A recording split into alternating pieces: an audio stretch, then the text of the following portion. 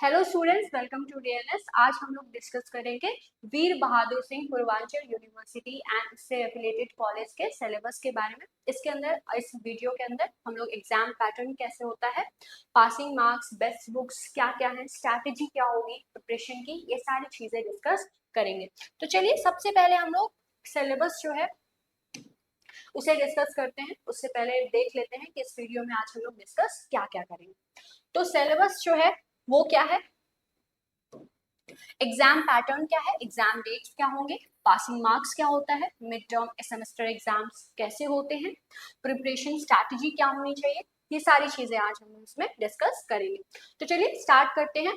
सबसे पहले जो है हमें पता है 8 यूनिट्स जो है वो एक सेमेस्टर में आते हैं। तो यूनिट नंबर 1 की अगर हम लोग बात करें तो यूनिट नंबर 1 में पढ़ना है हमें किस चीज के बारे में, structure and function of cell organelles के बारे में, जिसमें plasma membrane, cell cell interaction, जिसके अंदर cell adhesion molecules, cell junctions के बारे में पढ़ना है। इंडो मेम्ब्रेन सिस्टम जो है वो क्या होता है, कैसे प्रोटीन टारगेटिंग होती है, शॉर्टिंग होती है, इंडोसाइटोसिस, एक्सोसाइटोसिस क्या होता है, ये सब चीज पढ़ना है। उसके बाद यूनिट नंबर 2 में अगर हम लोग बात करें तो इसके अंदर cytoskeleton, mitochondria, peroxisome and ribosome के स्ट्रक्चर, उसके फंक्शन, इन सारी चीजों के बारे में पढ़ना है।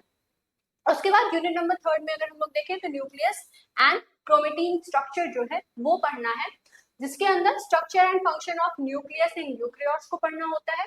Chemical structure and base composition of DNA RNA को डिस्कस करना होगा। उसके बाद DNA supercoiling, chromatin organization, structure of chromosome, type of DNA and RNA, ये पढ़ना है। यूनिट नंबर 4 में cell cycle, cell division, cell signalling के बारे में पढ़ना है, जिसके अंदर सेल डिवीजन क्या होता है, माइटोसिस मियोसिस क्या होता है, सेल साइकिल क्या होता है, उसका रेगुलेशन कैसे होता है, सिग्नल ट्रांसडक्शन क्या होता है, जिसके अंदर जीपीसीआर, जैक्सन पाथवे, ये सारी चीजें पढ़नी होंगी। उसके बाद मेंडलिज्म क्या है, एंड सेक्स डिटर्मिनेशन क्या होता है, कैसे कैसे डिफरेंट ऑर्गेनिज्म में जैसे ड्रोसोफिला हो गया, ह्यूमन हो गया, कैसे होता है, ये सारी चीजें पढ़नी होंगी। जिसमें बेसिक प्रिंसिपल हेरिडिटी का क्या है, मेंडल के लॉ क्या है, मोनोहाइब्रिड डायहाइब्रिड क्रॉस क्या है, कंप्लीट इनकम्प्लीट डोमिनेंस क्या होता है, पेनिट्रेंस क्या होता है, एक्सप्रेसिविटी क्या होती है, सेक्सिंग कैरेक्टरिस्टिक्स क्या होते हैं, डोसेस कंपनसेशन क्या होता है, and environmental sex determination in Drosophila, sex determination in humans, इनके बारे में पढ़ना होगा।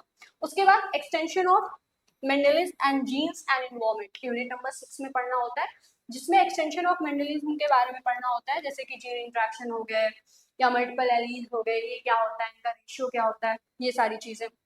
उसके बाद interaction between the sex and the heredity, जिसके अंदर sex influence and sex related characteristics जो है वो डिस्कस करना होगा। उसके बाद साइटोप्लाज्मिक इनहेरिटेंस क्या होता है, genetic material, genetic maternal effect क्या होता है, जीनोमिक इम्प्रिंटिंग क्या होता है, एंटिसिपेशन क्या होता है, interaction between the genes and the environment, that is environmental effect on the gene expression, and inheritance of the continuous characteristics क्या होते हैं, इनके फीचर्स क्या होते हैं, इन सारी चीजों को पढ़ना है। उसके बाद यूनिट नंबर 7 में अगर आप देखें तो human chromosomes and pattern of inheritance के बारे में पढ़ना होता है, जिसके अंदर सबसे पहले आपको ह्यूमन कार्योटाइप क्या होता है, कैसे इसे प्रिपेयर किया जाता है, क्या इसके यूजेस हैं, ये पढ़ना होता है। उसके बाद क्रोमोसोमल एबनॉर्मलिटी क्या होता है, स्ट्रक्चर एंड न्यूमेरिकल एबनॉर्मलिटी कैसे होता है, इसकी वजह से क्या डिजीजेस होते हैं, इसके कुछ एग्जांपल्स पढ़ने होते हैं। उसके बाद पेडिग्री एनालिसिस क्या है, क्यों होता है, क्यों इसेंशियल है, इससे क्या क्या चीजें, क्या क्या इंफॉर्मेशन मिलती है। पैटर्न ऑफ इनहेरिटेंस पढ़ना है, जिसके अंदर autosomal dominant, autosomal recessive, x-linked recessive, x-linked dominant, किस तरह से इनका इनहेरिटेंस होता है इन ट्रेट्स का, ये पढ़ना होता है। उसके बाद यूनिट नंबर 8 में जो इन्फेक्शियस डिजीजेस हैं, ठीक है, तो जिसके अंदर सबसे पहले पैथोजेनिक ऑर्गेनिज्म के बारे में पढ़ना होता है, जिसमें virus, bacteria, fungi, protozoan, worms, इनके कैरेक्टरिस्टिक्स, इनके जो फीचर्स हैं, इनके बारे में पढ़ना होता है। And then structure, life cycle, pathogenicity including the disease cause and the symptoms, control of the common parasite that is trypanosoma, giardia and wuchereria, इनके लाइफ साइकिल के बारे में, इनके डिजीजेस के बारे में, कौन सा डिजीज ये कॉज कराते हैं, कैसे इसका प्रिवेंशन करना होगा, कौन से ड्रग्स इसमें यूज होते हैं, किस तरीके से इसके क्या क्या सिम्टम्स होते हैं डिजीजेस के, ये सारी चीजें पढ़नी होती हैं। आई होप आपको सिलेबस समझ में आ गया होगा। अब चलिए डिस्कस कर लेते हैं एग्जाम पैटर्न के बारे में। तो एग्जाम पैटर्न की अगर हम लोग बात करें, मोस्ट ऑफ द केस यहाँ पे जो आपकी यूनिवर्सिटी है एंड एफिलेटेड कॉलेज है उनमें रिटन एग्जाम होता है जिसके अंदर short, very short and long answer type questions आते हैं। एग्जाम डेट की अगर हम लोग बात करें तो वो नवंबर से जनवरी के बीच में हो सकता है एग्जाम आपका। पासिंग मार्क्स जो है वो 33% ऑफ द मैक्सिमम मार्क्स होते हैं, ठीक है। तो जो मैक्सिमम मार्क्स है उसका 33% पासिंग मार्क्स होगा।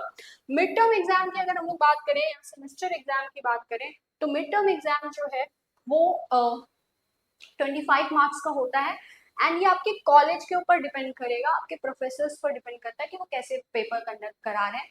जैसे कि मार्क्स जो है वो डिवाइडेड हो जाता है आपके जो फाइल बनाए हैं आप प्रैक्टिकल का उसमें, या फिर कोई प्रोजेक्ट बनाया है तो उसमें, क्लास रिकॉर्ड में, तो ये सारी चीजों में। एंड या फिर ऐसा हो सकता है कि मान लीजिए 2-3 यूनिट्स आपके कॉलेज में पढ़ा दिए गए हैं एंड उसका जो है वो पेपर लेने, ठीक है। तो इस तरीके से मिड टर्म एग्जाम होता है। उसके बाद सेमेस्टर एग्जाम अगर हम लोग बात करें तो ये तो कंफर्म है कि इसका रिटन एग्जाम होता है 75 मार्क्स का, ठीक है।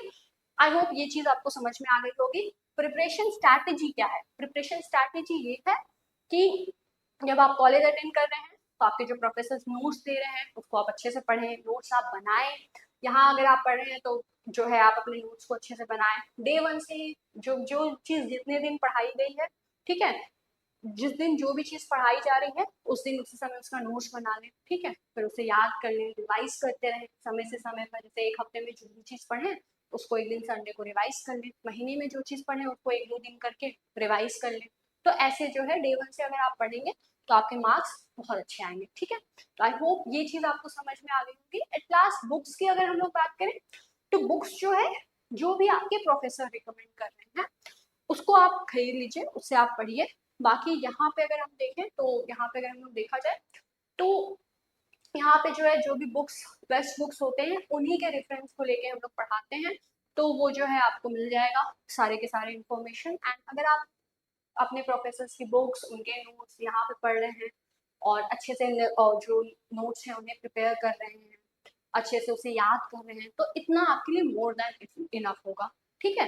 तो सफिशिएंट रहेगा इतनी चीजें एंड इससे आपके लिए जो है मार्क्स बहुत अच्छे से, आप मार्क्स अच्छे से ला सकते हैं, अच्छे मार्क्स आपके आएंगे, ये चीज है, ठीक है। तो अगर आप अच्छे से पढ़ेंगे तो अच्छा मार्क्स आएगा ही आएगा। तो यही होता है प्रिपरेशन स्ट्रैटेजी, और कोई अलग सा कोई रॉकेट साइंस नहीं है। बस डे वन से पढ़िए, हर कॉलेज में मिल रहा है नोट्स तो उसको आप पढ़िए, जो बुक रिकमेंड की जा रही है प्रोफेसर द्वारा कॉलेज की उसे आप पढ़िए। अगर यहाँ पढ़ रहे हैं तो यहाँ पे भी जो बुक्स हैं उसके, तो बुक्स तो मस्ट होते हैं, बुक्स से जरूर पढ़ना चाहिए इंसान को। एंड जो यहाँ पे भी जो नोट्स मिल रहे हैं उनको आप नोट्स बनाइए, उसको पढ़िए, रिवाइज करिए, आपका पेपर बहुत अच्छा जाएगा, ठीक है। चलिए, तो अगर आप जो है हमारे वीडियोस को हमारे चैनल पे देखते हैं, अच्छा लगता है, समझ में आता है, तो आप हमारे नवोदय बैच से ज्वाइन हो सकते हैं। इसके लिए करना क्या होगा, प्ले स्टोर पे जाना है, DNS एजुकेयर आपको डाउनलोड करना है, उसमें आप एनरोल हो सकते हैं एंड हमारे कोर्स को ज्वाइन कर सकते हैं। इसके अंदर आपको बहुत सारे फीचर्स मिलेंगे, यहाँ पे सारे मेंशंस हैं। एंड यहाँ पे जो है अगर आपको कोई भी कंफ्यूजन है या फिर कोई भी चीज पूछनी है तो आप इस नंबर पे कॉल करके भी पूछ सकते हैं, ठीक है। एक बहुत इंपॉर्टेंट चीज कि आप जो है DNS20 कूपन कोड को यूज कर सकते हैं, जिसकी वजह से आपको जो है फीस में उसमें 20% डिस्काउंट मिलेगा। तो आई होप आपको सारी चीजें अच्छे से समझ में आ गई होंगी। At last, thanks for watching this video.